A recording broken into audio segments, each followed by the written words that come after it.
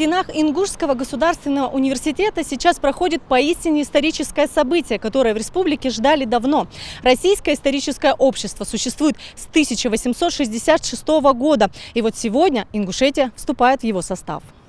После революции 1917 года Российское историческое общество прервало свое существование и возобновило деятельность лишь 13 лет назад. Сегодня его отделения работают в 70 субъектах России и в 5 иностранных государствах. Сегодняшнее событие по-настоящему значимо для всей нашей республики.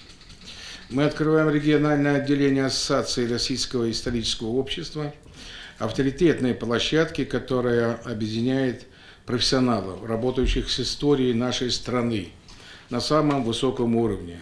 Это знак доверия к нашему региону, к нашему университету, к людям, которые по-настоящему увлечены делом сохранения исторической памяти.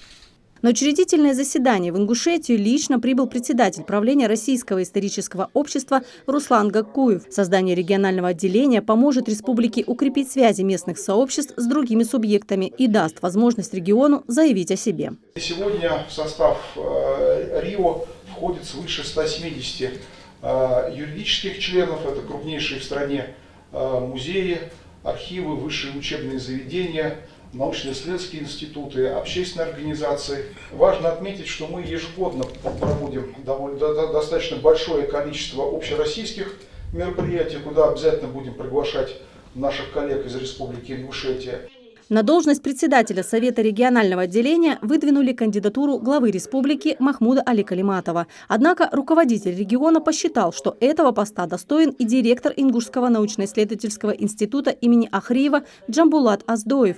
Единогласным решением вторая кандидатура была избрана. Теперь 10 июня на заседании Общего собрания Российского исторического общества предстоит утвердить председателя Совета Ингушского отделения. События, которые сегодня происходят и в России, события, которые происходят в мире, они непростые, они требуют от нас внимательно относиться, в том числе к исторической памяти, к вопросам истории.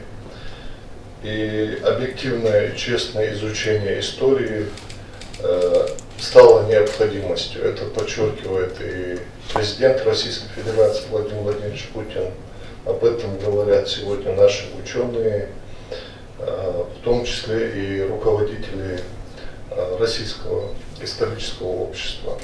Большое внимание историческое общество уделяет борьбе с фальсификацией исторических фактов. Накануне была открыта большая выставка в Москве, посвященная главным мифам о Великой Отечественной войне. Если мы свою историю не будем доводить до молодежи сегодня, ее заполняет недруги наши. Мы вот, если молчим, если мы это, они, я сказал, агрессивно, прям напором, вот, оказывается, войну-то, оказывается, тут мы только там помогали американцам, вот эти все, они слух режут и возмущают до глубины души, потому что российское государство за свою историю всегда помогало слабым, всегда отстаивало интересы. Смотрите, Алексей Егорович, в каком хорошем состоянии, да? Ну там они говорили, что особенности почв такие, там не кислые почвы. Гостей из Российского исторического общества знакомят и с тем, какие исторические наработки есть в Ингушетии. С 2015 года в республике работает студенческий поисковый отряд «Память». Археологические находки молодых поисковиков демонстрируют гостям.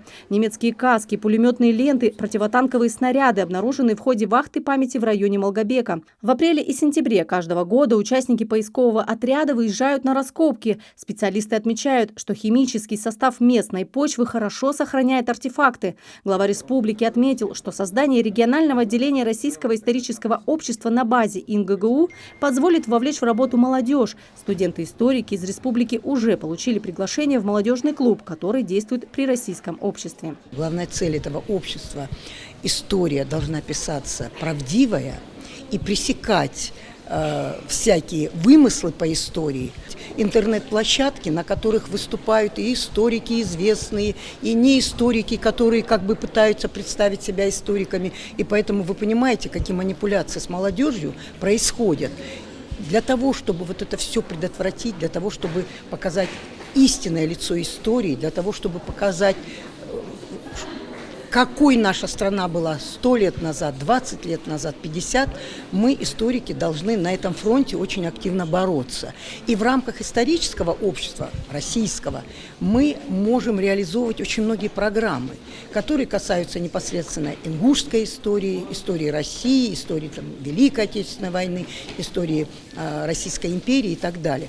Региональное отделение только создано, а уже есть первые плюсы от вхождения в состав российского общества. 22 апреля в Москве состоится главная историческая конференция по Великой Отечественной войне. Пригласили туда и историка из Ингушетии. Кроме того, активно сотрудничает общество и с воссоединенными территориями. На ежегодной исторической конференции, которая пройдет осенью в Мариуполе, ждут и представителя из нашей республики. И это только начало большого пути по тропе истории России. Анастасия Шишина, Мувлат Гиряхильгов, Магаз 24.